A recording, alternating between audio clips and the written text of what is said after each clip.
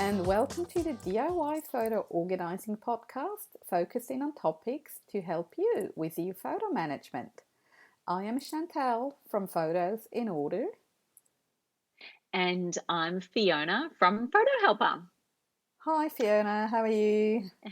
Really well. And how are you? I'm very good. Excellent. We've got a good topic today, I think. Yeah, So, absolutely. what are we talking about, Fiona? Oh, today we are talking about artwork.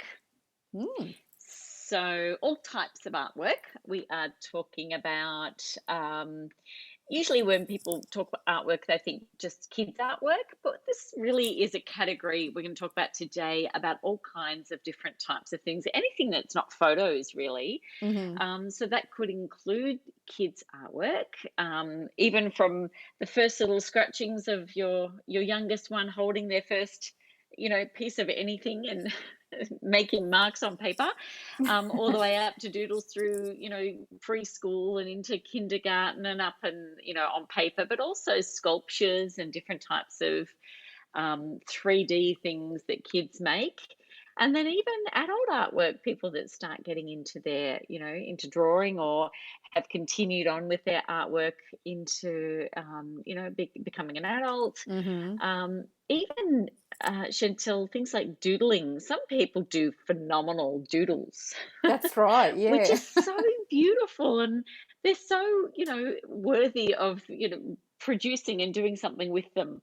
Mm. So yeah, we're going to talk all about that kind of stuff and what do we do with them. Yeah, because it can add up. It's piles and piles, especially with young kids. Yes, yes. And sometimes they just get thrown out without even, thinking what you could have done with them. So we're here Yeah. to enlighten everybody and just give Mm-hmm. some options and thoughts into what to do with artwork.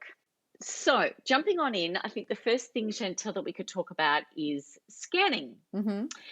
So, we want to create a digital copy Mm-hmm. of the artwork. So, then we've got a lot of flexibility with the types of things that we can do with the artwork. Mm-hmm. And then we can make some decisions on what to actually do with the artwork itself. Yeah, yeah. So what I would say about the scanning options is there's a few different options that people have. Mm-hmm. We could look at using camera scanning, Yep.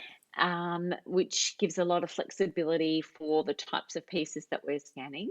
Mm-hmm. There's the flatbed scanner, Mm-hmm. that people, if someone's got that at home, or you can get someone to do that professionally for you. And then also you could use some apps on the phone. Have you had experience with any of those types of things, or those three, or is there anything else that you can think of?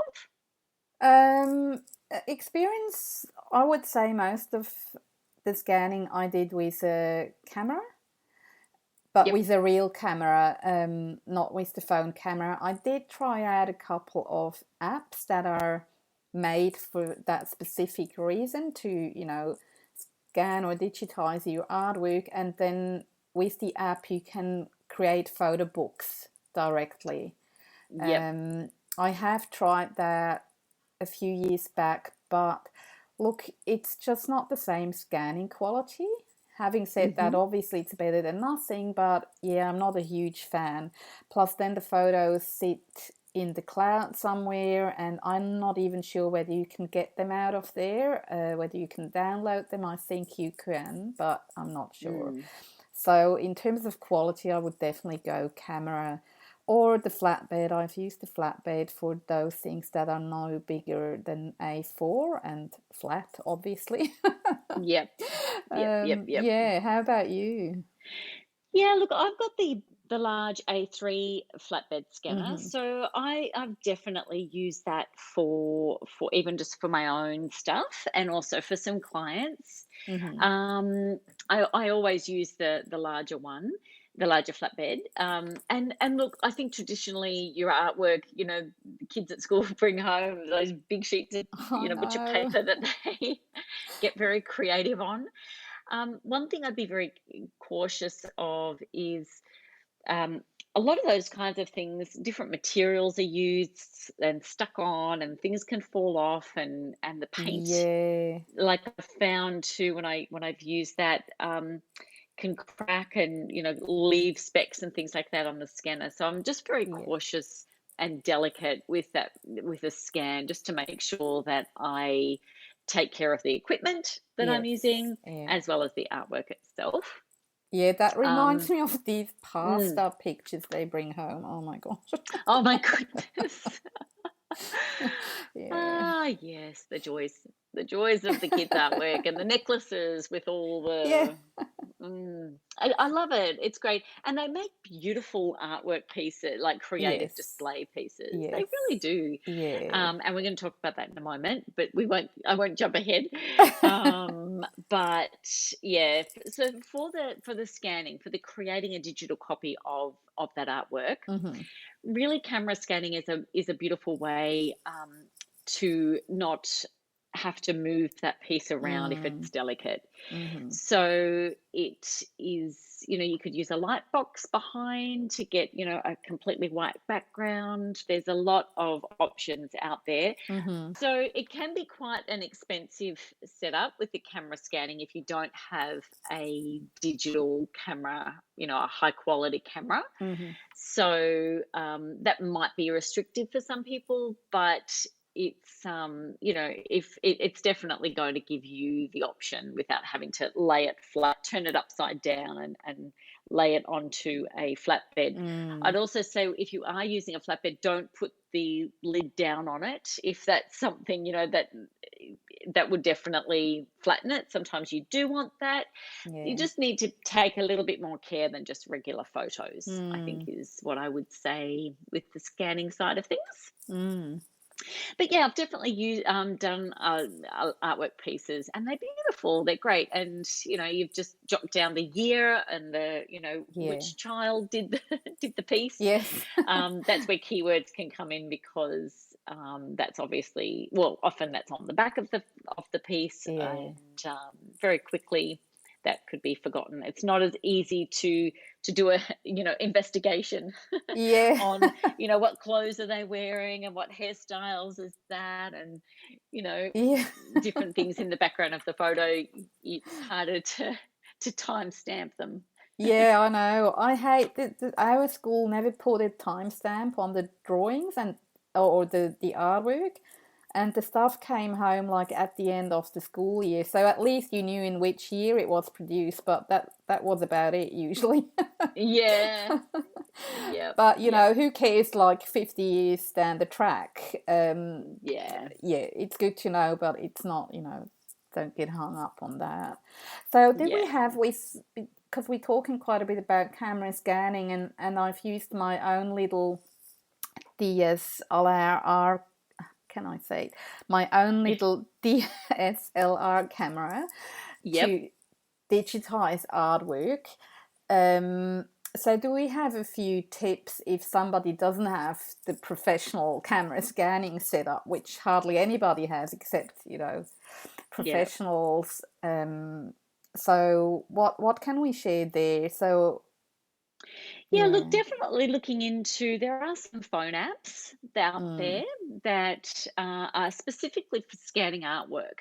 mm-hmm, And while I still would recommend a higher resolution than using your mm, phone, it's an option for yeah. people, and they link into being able to create different creative displays and things like that. Mm, So there are some out there, and I think capturing the piece in a digital form is better than losing that. that's right. Yeah. And I would really encourage people to actually just grab a snapshot of what it is Mm, before you just toss it. Like, even just you don't know really where your kids' artwork could take them. There are so many beautiful artists mm, out there, and they started somewhere, and their yeah. artwork, I'm sure, is precious for early pieces that they did, and just exploring with their Yeah. different techniques and designs and style and materials that they've used and things like that. So Mm, I would just, and I actually really, unfortunately, didn't do a lot of this when my kids were really young, and mm, I really wish I had of. yeah. So I Mm-hmm. and and so I would really encourage people that haven't done that, Mm, just to even take a photo with your phone. Like, yeah. that we're not big on phone apps, and No. really are not, but I would just encourage you to just keep them aside, and when you're going through all of your photos, you can deal with the artwork then and get them scanned properly, Mm-hmm. but at least take some Yeah. snaps of them. Yeah. When I did what I learned when I did mine with the proper camera, but it's the same really for the phone. I found that it comes out best working with natural light. So, Mm. close to a window, but not necessarily with, the sun shining in directly. Yep. But natural light worked best for me, and also trying to avoid shadows and glare. Mhm. Sometimes depending on Absolutely. what they used in terms of paint or whatever, sometimes you can get a bit of a glare, so it's good to pay attention to that as well. And angles, make sure that you're right over it, to take. So So I it's not usually put warped. mine Yep. on the floor, Yep. and then took the photo. So, like, don't hold your camera in a weird angle, because then you don't get the right picture. Yeah, I don't and know look, how to I put it, but yes, yeah, oh, you can do absolutely, that and better. even grab a big cardboard or something of a solid Yes, color yes. that you can put underneath it, Mhm. and even if you just use that one piece of cardboard, the Mm. same on every time Yes. just slip it behind a couch or something Yeah. somewhere, Yeah. and pull it out when you're going to take some photos Yeah. of the artwork. So it's just the same Mhm. colored Mm. background. Just makes it easy to crop out in the end if you're going to use it, or Yeah. just have, keep it. But the best time of the day, I'm sure people probably already know this, but in case they don't, just if they're doing it outside, just, dusk or dawn are the best times without the sun rising. It's Mhm. not dark, it's not really bright yet. They're perfect times of the day to take some photos like that, because you just don't have the natural, you just don't have the shadows. Mm. You don't, but you've got enough beautiful natural light that Mhm. then the full colors are going to come out of the piece Yeah. that you're taking. And So, not just those shadows. Sometimes, and I fell into that trap a few times. I took the yeah. photo, the scan, and then later I realized that I can see the shadow of my camera on Yep. the on the photo. Yeah. So I learned to pay attention to that, because sometimes we're so focused on maybe a specific spot in that painting or whatever it is, and we don't realize that in the left bottom corner there's a shadow of the camera or of ourselves or whatever. Yes. So yeah, I learned the hard way.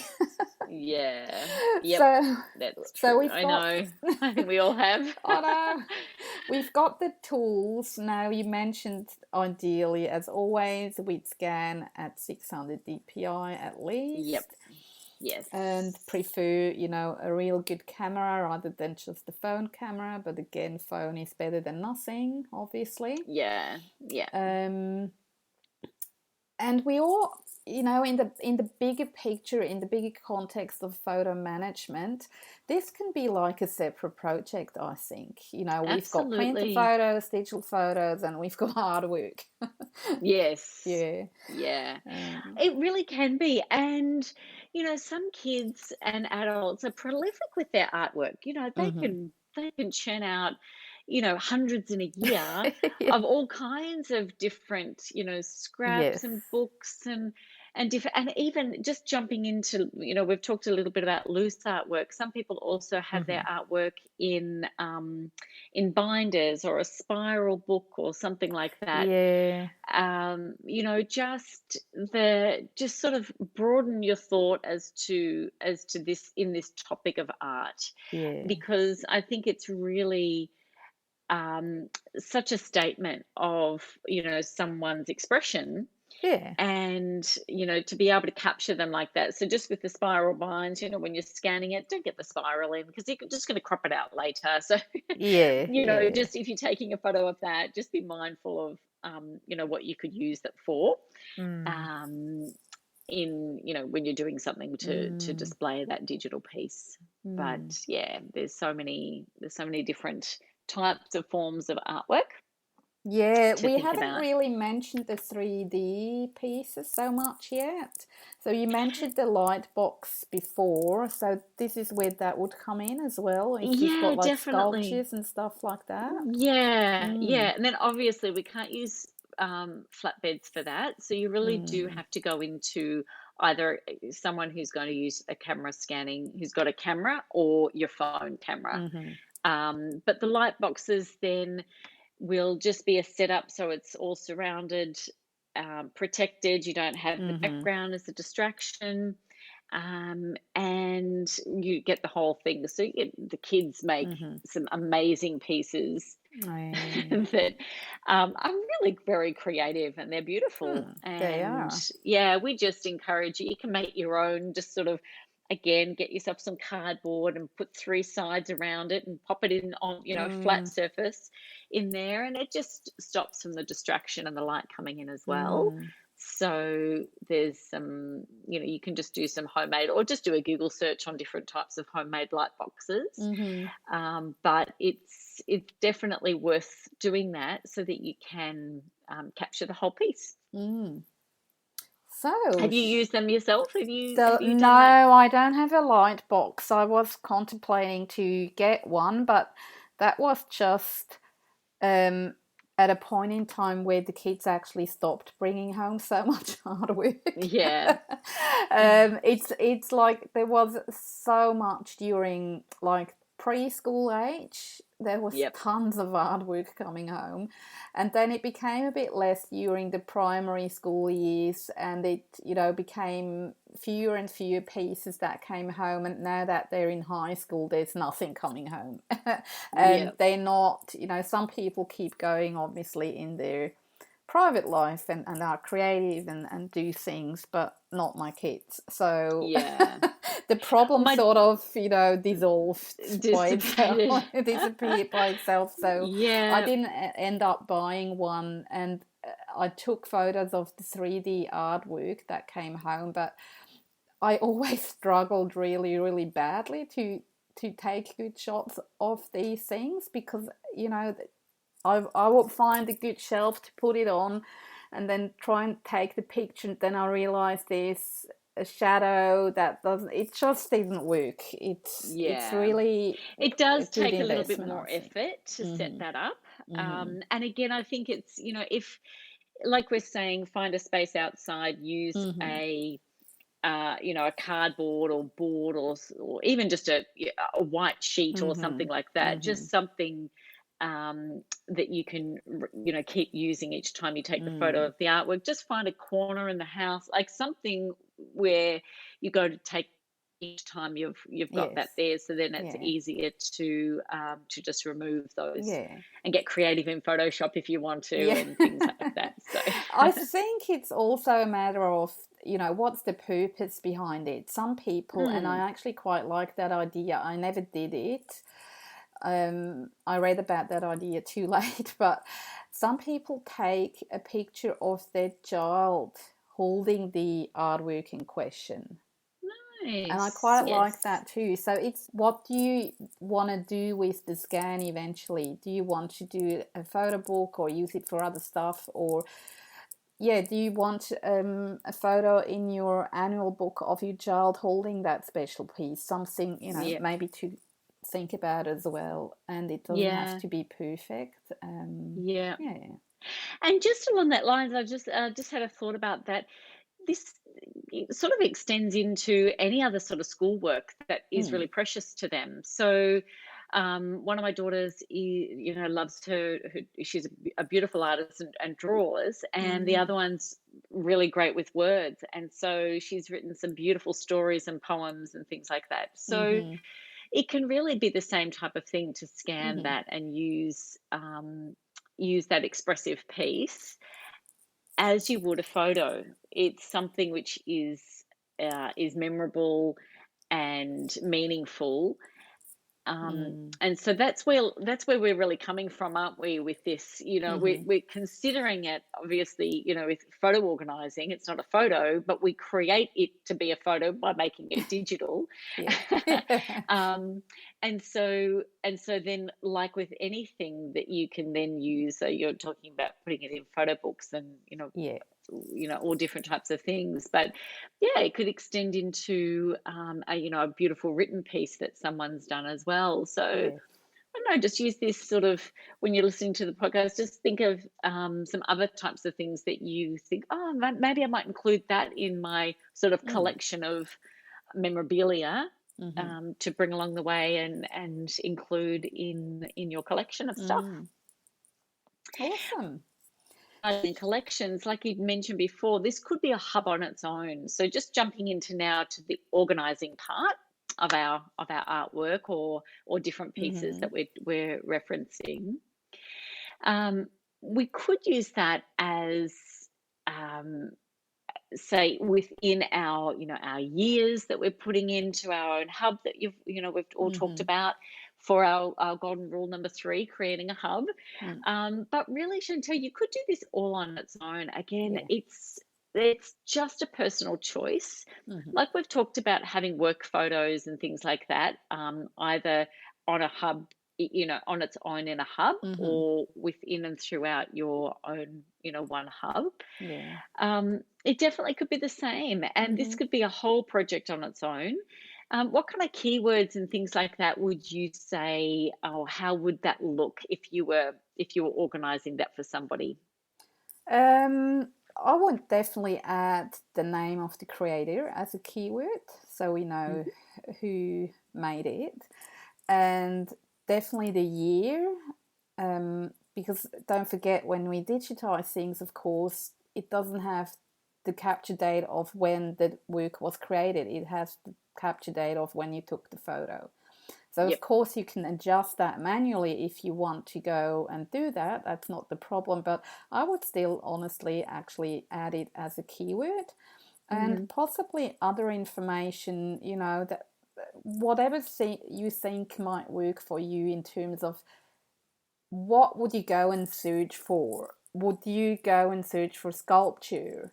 Or would you go and search for watercolor painting or something like that? These all these Yeah. different categories, Mm. um, that could go into keywords, or even into description if there is a little story behind a specific artwork. Why not put a few sentences into the description field in the digital world to add that story, or in the caption? And if it's only like a short description, it could also go in the caption field. And Yep. as soon as you've got that information in there, you've made the file searchable. Yep. So, things like that I would put in. Yep. And you just actually, I totally forgot about that. My One of my grandfathers, he was an artist. He Hmm. painted, that was his profession, so he made a living. It was not just a hobby. So in Mm. his life, he has produced hundreds and thousands of paintings, mostly Oh. oil paintings, and they Mm. we still get from diseased estates. Our family still gets people to contact us and say, "Oh, we found a painting in that estate by him." And sometimes they want to sell it back to us, or just Oh, wow. find out what they can do with it and what not. So, and we have a few obviously still in the family collection. And at one point we did go through the whole project and created a new catalog and took pictures of all these paintings, and he also did a Fabulous. few sculptures and things like that. So it's a whole catalogue. And as you said before, this would be a good example. This can, this wouldn't live in like the normal digital photo hub. That would be totally separate. Yeah. Like what we said with work photos, so if you choose to keep them separate, it could just be a totally separate folder, artwork, and everything is in there. And yeah, Yeah. so that would Absolutely. make sense. Yeah. But it doesn't Yep. have to be, a profession.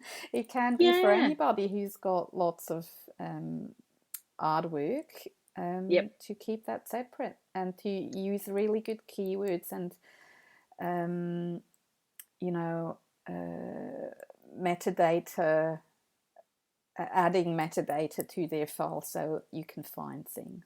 Yeah, Yeah. exactly. Yep, what materials were used Mm. and different techniques that are Yeah. used, and Maybe even, when I think of how do, or what metadata or keyword stuff do, let me put that, what what keywords photographers use to add to their photos. So this can be right. so many different things, like what you said, materials. It can even be a color, or Absolutely. not just Yeah. who's done it and when. Beautiful. There's so many. Yeah. Or the subjects, tree or woman, child, whatever. It's, still life. There's so many different things you can use. So is that pretty much what you do as well with the keywords and metadata for scanned artwork, or how do you manage it? Yeah, same kind of thing. I actually haven't I guess done like for me, I've just done the main thing, which whose child it is, like who it belongs to, who created it, and the year that it was done. I haven't gone into different things about the materials and techniques and Mm. things like that for previous years, but now I am doing that with my older daughter because she is definitely finding a very particular style and materials that she Mm. uses. And she Mm-hmm. now is having actually art lessons. And so they do use a lot of different types of things. So that is something I'm now Mm-hmm. using, but I haven't in previous Mm. years. Awesome. Yeah, that's good with the organizing for the digital. Mm-hmm. So, as far as the actual organizing of the actual pieces, Mm-hmm. what are some of the options that you would suggest for that people think about as far as, just what to do with their work Mm. once they've taken a and made a digital copy? Mm-hmm. Well, first of all, you probably don't need to scan every single piece, possibly.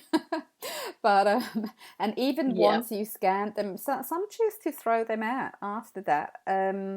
That's one option.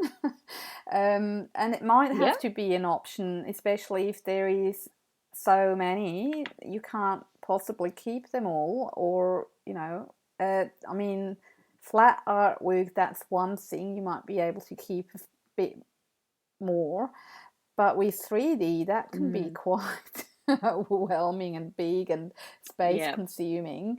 So some people do choose to throw things out. It's not necessarily Mm, not my preferred one because it hurts. I feel it's like, oh, yeah. but Yeah. you could put them in portfolios. That's what I did with the. I mean, Yep. that's how the stuff came home from school. So every year they sent them home in Yes. one of these cardboard sort of thing portfolios, and Carry portfolio. Yeah. yeah. So at the end of the year when that came home, I would take pictures. So use the camera scanning and Hmm. put them back into the portfolio. Some I might have kept out to display for a while, but then put them back. That was their Hmm. archive basically, and what they had produced at home during the same year I would also put into that portfolio, so that I would have one per year per child, and then lay that flat, um, or if it needs to stand, at least make sure that it can't sort of drop, and then, because things will get bent really quickly. So it needs to stand upright, really. Absolutely. Yeah. But there's Yeah. other options, like boxes. Yep. What else is there? Yeah, look, and I think we've talked about archival boxes Mm, before for certain types of photos, and the same thing, you can use that just with different type of um, wrapping materials, and for delicate pieces and things like mm-hmm. that. So there's definitely a whole area of preservation for things that Yeah. are available. Mm-hmm. But I do the same. I haven't had too many large pieces. I've got a few this year that I will definitely take photos of and I won't keep, Mm-hmm. but I want to capture. Yes. But there's one or two pieces that are large, and well, they're not so much large. It's just cumbersome. It's not flat that I can put in the portfolio that Yeah. I'm Yeah. I'm keeping. Mm-hmm. Yeah, Mm. so it's just a separate box for that, and just with some tissue paper around it Mm-hmm. because they're delicate and special. Mm. So yeah, Awesome. so there's a few different options there. Mm. But yes, throwing out or not keeping artwork is definitely an option Mm-hmm. for people. Mm-hmm. I would say, instead of throwing them out, we have some ideas that people Yeah. could use, That's all. don't we, Let's. Chantal? Yeah, that's our sort of last chapter in this podcast today. It's about Yes, creative displaying exactly. or reusing, or however you want to call it. Yes. So, what I personally did, Yep. and I really like that idea still, especially when they were still in preschool, and where they create tons of artwork and papers coming home that have, it's really abstract. They, when they're so young Mm. that they don't even attempt to draw a tree or people or a house or something, it's just like basically paint on a piece of paper. So Yeah, what I they're would just being do, creative with, yeah, yeah. what I would do is these, I wouldn't even scan them normally, but I would keep them and use them as gift wrapping paper. Wonderful idea. Mm. So I think it's great. It's a very personal touch. yeah. And I mean, even still, I will ask sometimes if I don't have wrapping paper, Mm. I will grab some plain paper Mm-hmm. and just say, guys, go for something creative, please, for me.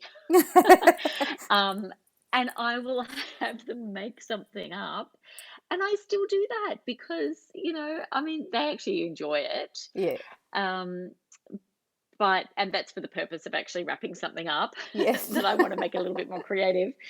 Um, and yeah, but even just the pieces that they've used, I think it's a beautiful way Yeah. to present a gift to somebody Mm. in some homemade wrapping paper. Yeah. So Absolutely. What other things? You had some great ideas that you had on one of your blog posts. What can you just go through some of those other options yeah. that you would suggest as well that you could use it for? The original piece we're talking Yeah, about. the original piece we're talking about. So another idea is to fold these paper boxes with the artwork. Obviously it wouldn't give you a very big box in most cases. Yeah. But yeah, why not? These little square boxes that you fold.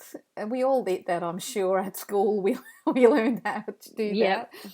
Not that I can still do it, but what have you got Google for, right? Right. Exactly. In YouTube. So, and they make really good. Yeah, they, again, it's personal. I've also used artwork. Sometimes then I would just cut out a piece and glue that on the front of a card. So again, you've got a Yep. personalized card, something fun, and obviously, especially grandparents, godparents, and people that are close to the kids, they would love something like that. It's Yep. much nicer than a board card, obviously. Yeah. And another thing I came across that I actually did one year, I don't know whether it's the custom everywhere, but when kids have birthday parties, they tend to give the people who come to the party a lolly bag before they leave. Yes. The reason I mention it is because that was so novel to me when I moved to Australia, because that's not done in Switzerland, or at least it wasn't at the time when we left. And it Ah, was like, why do I give why something to, would whoa. I? So I had to What get is used to this that. tradition? So to actually fold and make your own little lolly bag with a piece of artwork could be an option What too. a great Not just a idea. gift bag. I mean, it doesn't have to be a lolly bag, but yeah. Yeah. Yes, we've steered away from the lolly bags these Yeah, I days. know. Well, not everyone, but yeah, just Yeah. making or giving something, but yeah. Yeah. Yeah, they're great ideas. Mm. And we also just want to say, once you've got in this area of sort of a creative display of the artwork, we're talking about the actual piece of art that has been created, and Mm-hmm. then now we just want to give some ideas about what to do with the digital copy of the Mm-hmm. artwork that you've taken. Yeah. So there's no limit really here. It's anything that you would have used a scanned photo or a digital photo and created. You can do exactly the same with these beautiful pieces of artwork that you Mm-hmm. have taken the time and effort to create a digital file with. So there really is no limit. I mean, for gifts and to make Mm. a photo book of its own, just of the artwork. Yeah. You could include it throughout a yearbook. Mm-hmm. You could have it even as the background of a yearbook, and so you've still got the photos over the top, but the background Mm-hmm. piece, instead of just a white, or color on the background of the page, it could be the artwork. Totally. Mm. Yeah, you could, anything printed, keychains, mugs, any kind of gifts that you've Mm-hmm. got. One year, I've received, a friend of mine is really really good at creating pieces and gifts for with her son's artwork, Mm-hmm. and he has done some beautiful pieces, and it's a really special because he's autistic, and so that's given to teachers artwork for like a coast, drink coasters, which I use every night, when we sit down for our family dinner each night. Oh. We have them there, and they're Mm. beautiful, and so Mm-hmm. many different things, but that's an annual Mm. expectation of what we're going to get for Yeah. what he's But created how each year. beautiful. And Yeah. yeah, it really has become a tradition, really. Yeah. So the sky's the limit with the expectation on what you can actually do, or with the creativity of what you could Yeah. do with this stuff. Yeah. And some kids take literally 2 seconds and they've done their piece of art, and some take hours and days, and Yeah. and continue to work on that piece Yeah. throughout a whole Yeah. year. Yeah. Oh, So totally. Yes. mm, I like the idea of what you just said with the coasters. That's my sort of gifts I like to make. Something that you actually then use and that you mm, find joy in, like every day. yep. Things like Yep, that. I and these love. are Yeah. really, they're like a stone. It's Yes. the really beautiful hard, Mm. a Yeah. quality, Good quality. with the cork on the bottom, Yeah. and a decent size. Yeah. So yeah, Yeah. they're beautiful. We have the same thing in our family in terms of expectations with the calendar for Oh grandparents yeah. and godparents. So, what I started doing years ago, um, I did a calendar, and it was a mix of the scanned artwork of that past year. Yep. Um, so if it was for a grandparent, I would mix them up, from each child. And so I would have 1 month with artwork, and then the next month would be photos of the kids, and then another month. So I was alternating. And if it was a Mm, godparent, it was only artwork from that one particular child, and obviously only photos of that child. So it would sort of document a little bit, what they have experienced through the year, and new photos and artwork. And it has become an expectation these days. It's funny how these things happen. But again, it's Yeah. something, they really enjoyed it. And I know, for one, my mum, she keeps these calendars. They're very precious to her. Yeah. So, yeah, these things I like. And if I can just go back to the actual original artwork in terms of displaying, Mm. something just came to mind that I used to use for a little while. There is a really, really cool picture frame. Oh, yeah. And I forgot the name of it, but you can open it, and you can have up to 50 A4. I think it also comes in A3. You can sort of like clip these sheets in, and so you've got a whole pile of up to 50 drawings or paintings in that one frame. And if a new one comes in, you just put that on top of the others, and you sort of also use it as a storage, or at least temporarily. And it's with, Mm. lovely glass, simple frame. I think it comes in white and black. It's really good, and it looks stylish, and it's, sort of looks a bit better than just pasting the artwork with blue tag on the wall somewhere. Yeah, or um, hanging off the fridge and you yeah, knock it yeah. every time you go in to the fridge. But that's only one of the many options how you can, put them up on walls or display them. I like to use Pinterest to get ideas about these sort of things. There is Mm. so much creativity out there. Yeah, I remember seeing that box for the artwork display Mm. with the glass. I think it's great, and it just is on a hinge, so it's easy to Yes, open. yes, yeah, Obviously, it needs to be fixed to the wall yeah. solidly because it's got a glass front, and when you're moving it around like that, Mm-hmm. just to be careful. But it's, once it's affixed solidly into on Mm-hmm. the wall, then yeah, they're fabulous. I think they're a great Mm. idea, and then it just keeps it all together, Yeah. and in a flat, safe, sort of area Yes. that's not going to get damaged. Yeah. And then you can store them away, yeah, Mm-hmm. when it's necessary. Mm. Mm. Fabulous. So look, I think that's pretty much it for artwork. I think we went through the scanning, we went through the Mm-hmm. organizing, and then went through the creative display Mm-hmm. of what to do with the actual original pieces and also the digital pieces.